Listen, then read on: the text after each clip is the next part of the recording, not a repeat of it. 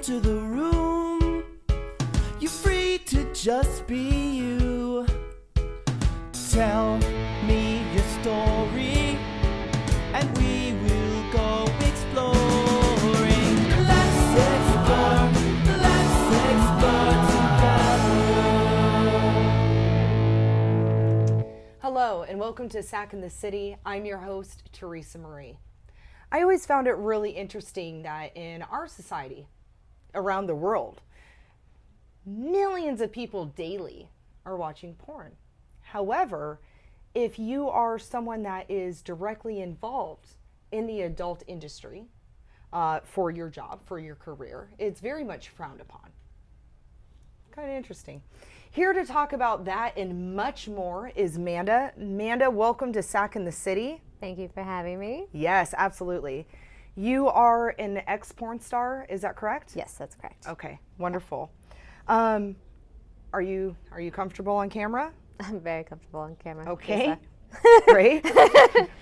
Get that out of the way. Yeah, no need to go into that anymore, but So yes. You've been on a camera a couple times then? A few Maybe to a few? mention. Few? Yeah, just a little bit. A couple is 2 or more, a few is 3 or more, several is 7 or more. What comes after several? My education didn't take me that far, though. Whatever But that is, 7, that's me. Several is 7 or more. Okay. So yeah, okay, cool. Several times I've been on camera. Several, perfect. So let's dial back a minute. Okay. Let's talk about your upbringing. All right. How was your upbringing? How would you describe your upbringing? I would say normal, but there is no normal. I grew up, both my parents were in the house. They're still married to this day, going on, 29 years, because their marriage is as old as I am. Anyway, we don't talk about that. So Dad was military, so he was in and out, gone for different deployment type things, but no abuse, no nothing. I have siblings that are, college graduate, normal siblings. It just... Pretty typical upbringing then, would you say? Yeah, Okay. I mean, we moved, but not enough to where it would be problematic. Right. Not the richest, but we had what we had, and we made the best of it, and didn't faze me at all. So normal upbringing, any trauma that stands out when you were growing up? No. Or okay, so Nothing. really atypical. Yeah. Kind of the American pie, so to speak. Basically, yeah, played sports, got good grades. Yeah. Absolutely. I mean, normal, I guess. Normal. Yeah, normal. Normal, exactly. Okay, cool. So, and I think that was important to ask because a lot of times somebody thinks that, oh, you were in porn? Well, you must have had a rough life throughout and... It's a really common question that you get. Sure, exactly. What was your upbringing? Was there abuse? Right. Why do you do this? What happened to you to make you do this? Exactly. Yeah. And you don't have that background. No. So, how did you get your start in porn then? Well, really long story short, I met my now ex-husband, who had family and friends in the industry. Okay. In the industry. Yeah. In porn. She was an actress, and she did feature shows, so she would travel around dancing at different clubs, be in their feature for the weekend kind of thing. Okay. I had mentioned that I wanted to try dancing because it sounded like a fun idea. Go do an amateur night and see what happens, and I was better than I had anticipated at it, and got a job at the club. And then 6 months later, I was down in LA. So initially it was your idea, not his? Or did he plant that seed and you thought, oh, that might sound kind of fun? Planted the seed, thought it sounds fun. At the time, everything, so I moved out of my parents' house and within 6 months was working full-blown in the movies. But I didn't realize it was that fast until I was actually asked to write a timeline down. And when I did that, it was like, oh, well, maybe this wasn't all my idea. So how long were you dancing before you started, your start in the movies? I want to say I started dancing probably, I moved out January of 2007, was dancing Valentine's Day actually was probably right around when I started, and by May or June, I had gone down to LA to try it. Wow. But in the time, it felt like it was. I think there's a lot of months people and that think months. the transition between exotic dancing and, actually doing a pornographic movie isn't that big of a leap. I think it is. It's a huge leap. It's a huge leap. to me, it's a big difference Yeah. between, taking your clothes off and actually being intimate with somebody. So what was that first time like? Well, it's kind of an interesting one. I won't say it was good or bad because it was neither. Okay. I was very fortunate with the way I entered into the industry, knowing people that had been around for 5-6 years already at that point and Sure. knew the ups and downs. So what she had done was she said, if you want to try it, let's shoot a scene for my website. You try it. If you like it, I'll help you get in with an agency and yada, yada. If you don't like it, we won't air it. We won't publish it. It's never happened. It'll go away. So I was like, okay, cool. I'll try it. She was not a part of the scene. She was going to come in towards the end just to kind of see if it was going to be on her website. She needed to be there, obviously. Mm-hmm. And this just cracks me up. I actually think I lost my virginity that day. Yeah, because... Please elaborate. I didn't think you knew that. All the stories that you get is the first time you're going to do it, you bleed. Uh-huh. That was not my case. Okay. And this is not throwing stabs at anybody. I'd only been intimate with my high school sweetheart and my ex-husband at that point in time. Okay. Never experienced that. Okay. About 15 minutes into it, I started bleeding during the pictures. We hadn't even started filming. And it was enough to make me almost not complete the day. So your hymen broke. Yeah. Okay. And so that was a new one for me. So that's the good and not good, not bad. Wait, was that the first time that you did a movie this happened? Yeah. Okay. Yeah. Wow. Yeah, So for a lot of people, even if they got that romantic, exotic, exciting feel from doing it, that would probably set them back a little bit when something happens like that. I mean, a lot of people, even if they've been in a relationship for years and something happens like that, they get a little uncomfortable. It weirded me out because I had been in a relationship with someone like that for years. Right. And I was just like, wait, what just happened? Hold on, this is new. So it took you back, but by the end of the day, we had finished everything and it was fine. And the guy was fantastic, one of my favorite, good friend of mine for years after. But so even with that challenge, you liked it? Yeah, it seemed like it. At the time, it seemed like, all right, it wasn't as bad as I thought it was going to be. What else could we do? What was it that had you come back after that first experience and continue in that industry? Money was good. That helped a lot. But honestly, I just really like getting attention. And as conceited as that sounds, I don't know. I think that's kind of part of where they ask where your upbringing is, because it's a lot of why do you feel the need to get so much attention? Sure. But everybody liked me. Right. I mean, I was, the brand new, barely 18, everybody. I mean, I don't know if that's just an always popular category or if I just came in at the perfect time, but it was... Not knowing, I'm going to say that's probably popular. I'm assuming it's pretty big all the time. So you felt good? Accepted. Yes. Because I was on, this is where the upbringing part comes in. Okay. When I had transitioned, not even from dancing to LA, when I had moved out and decided to be with my ex-husband, I lost all family support from my immediate family. So that was a lot of I had to make new friends because my friends from high school weren't supportive of the relationship. They didn't know anything of any of this stuff. Okay. But the relationship itself, and because of who he was in my life, was not accepted. So your family, when you moved to LA, your family knew your intentions of why you were moving down there? I didn't move to LA. Okay. I commuted. So I would go down, and I was with an agency. So the agency owned a house and would Okay. rent their rooms out. So whenever you had a gig, I you would go down there. I would go. I Okay. would book a schedule for 2 weeks. But your family knew why you were going down there? They didn't know until I did move down there. Is that when they stopped talking to you, or? No. Okay. They didn't stop talking to me because of the industry. It was because of my partner. I see. Yeah. I see. Yeah. Okay. So the whole getting attention, being accepted, I personally think plays into that. So do you think they blamed him? I guarantee it. Okay, then.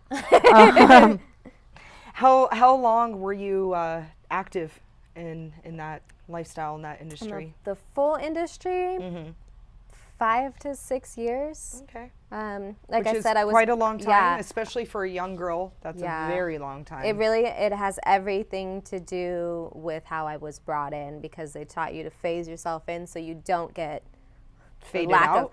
of better Yeah. term, run through. Oh. Because you go everything, I don't know if it's just because I have a business mindset with things. I wanted to make the most out of everything that I do. So you do, okay, I'll do this little bit, and I'll do this little bit, and that little bit. And then next thing you know, it's been 5 years. And they're like, would you please do this? You haven't done it yet. What happened when they came to you and they kept wanting to up the ante, so to speak? Were there some requests that you gave into, or did you always have a firm line? There's a couple of things that were a firm line.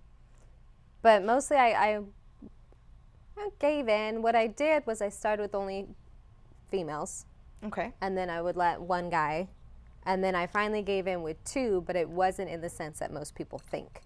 I never on camera did anything anal or interracial or anything like that, just because this is a big, people probably are not going to like this, but it's a big part of the industry is once you phase yourself into interracial and bondage and all that kind of stuff, you're almost tainted.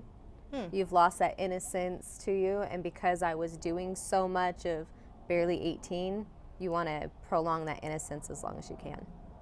So that was a fine line, and personally, stuff like anal was something I wanted to save for my husband. Nobody got to actually do anything inside of me for, birth control reasons, and that was something I was saving special for my wedding night. So that way I still had that little bit of, okay, this is just between us kind of stuff. Right. Yeah. Deeper level of intimacy. Yeah. And so a lot of people looking from the outside into the adult industry and, porn, are going to think automatically that you're in it because you not only really like sex, you're obsessed with it. And a lot of people watch it, they think that they're literally watching Home movies. somebody, very unscripted, unedited, have sex. Yeah. A lot of you know that's not true. But is it like that? I mean, how does it? I feel how bad. is I it hate being to on burst scene, anybody's you bubble, know? but that's not what it is at all. It's very plotted. They do, as far as like dialogue and stuff, Sure. it's hit or miss. It depends on It is the hit or company, miss. the company that that you're working with. So that you have the contract movies, the feature movies. I don't know if I should mention companies specifically, but there are ones that we do full-length movies, not Right. just we do this one thing. You Little have bit more some of them where build-up. it's compilations of this is the theme, but this is where they actually have a full-blown storyline. So I've done you have to memorize your lines. You have this play, we do this. And those were a lot of fun, but a lot of time and a lot of work. Do they pay better? Yeah, because they're trying to find the next contract girl, basically. Yeah. So then you have the ones that are just like, okay, here's the concept. This is kind of what we want you to do. Okay, go. Good luck.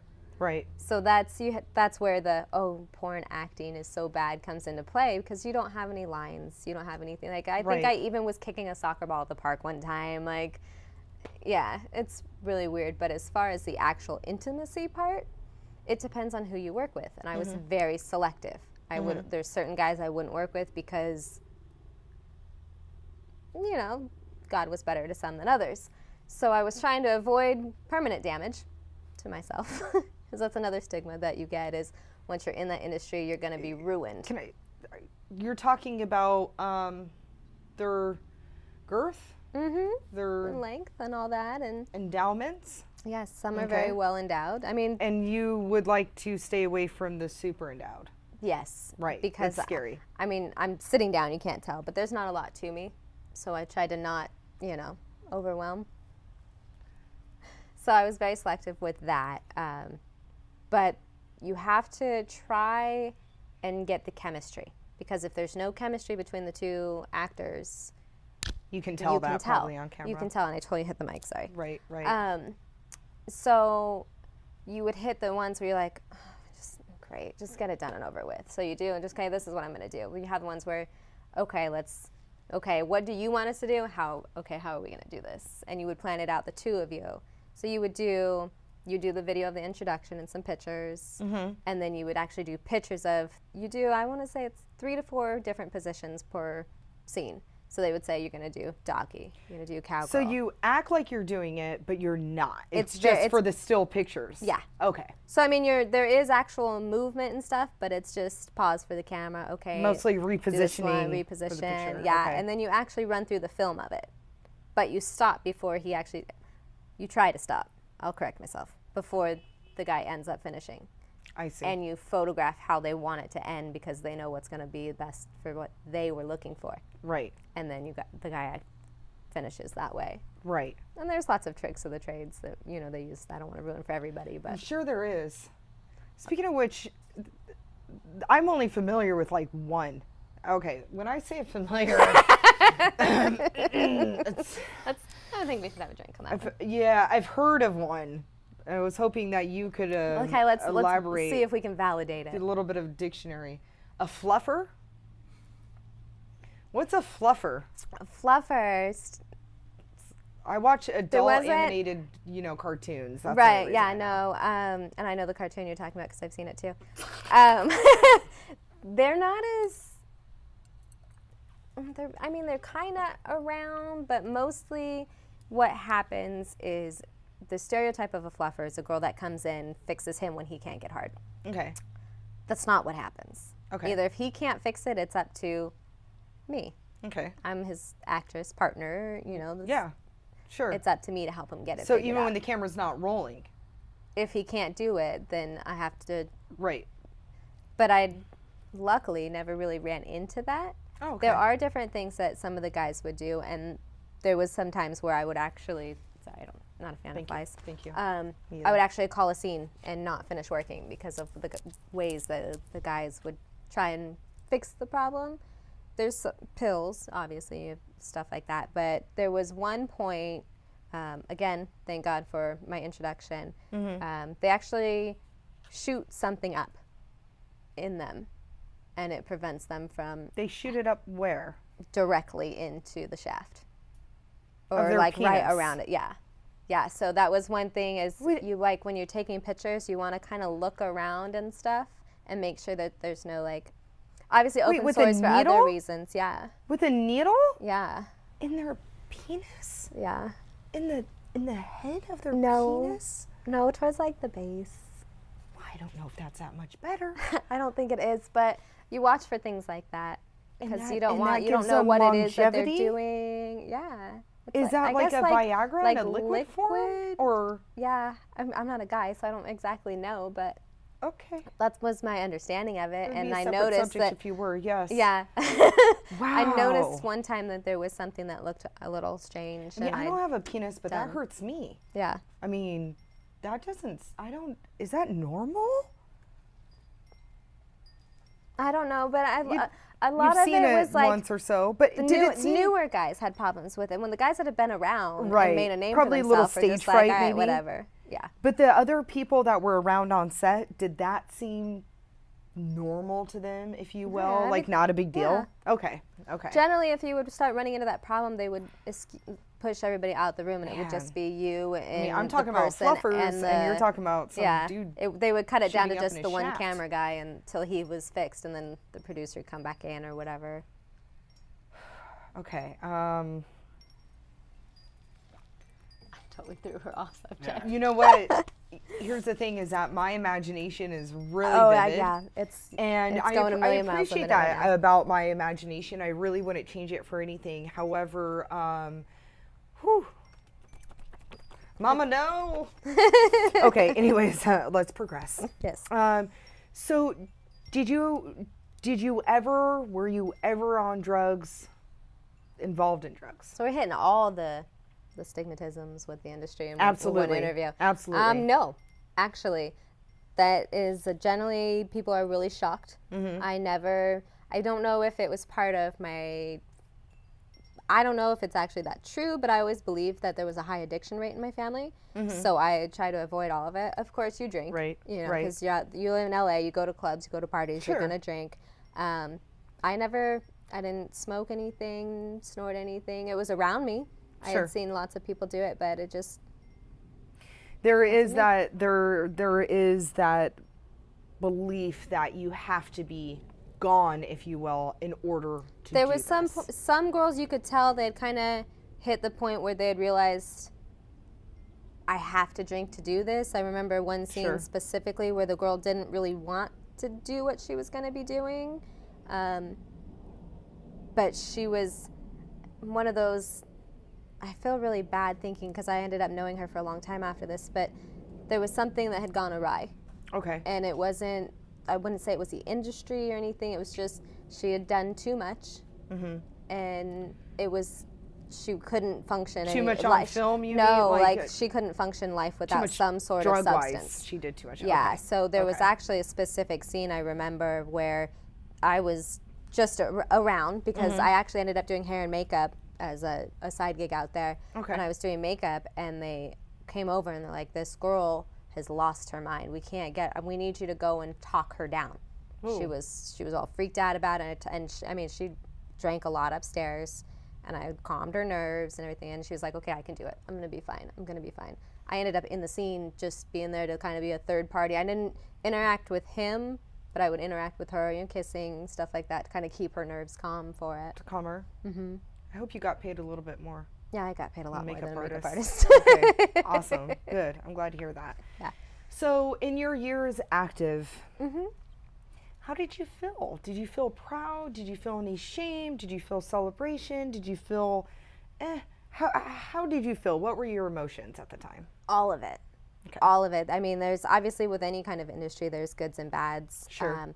There was a lot of fun to be had. You know, there was always partying, and if you're in that kind of scene, which, fresh out of high school, decided not to go to, I dropped out of college, so I didn't get the frat parties, but I got LA parties, and, you walking the red carpet, especially since it's not on camera that way, is a whole different kind of feeling. Sure. You're a celebrity out there, Sure. and it's a lot of fun to do that. But then you hit I miss my friends, I miss my family. Can I go to the grocery store without somebody recognizing me and making it a big deal? I'm from a small hometown, so it was a huge deal. I still to this day have people come up to me and ask me, "Did you really do it?" and this and that, and so there's a lot of that. I would say the only regret I have is the effect it had on my relationship with my immediate family. It took years to patch that back up, but I am who I am because of what I did, and I wouldn't change that for the world. Fair. I got a lot of confidence and a lot more mental strength than people would assume. Fair. Let's explore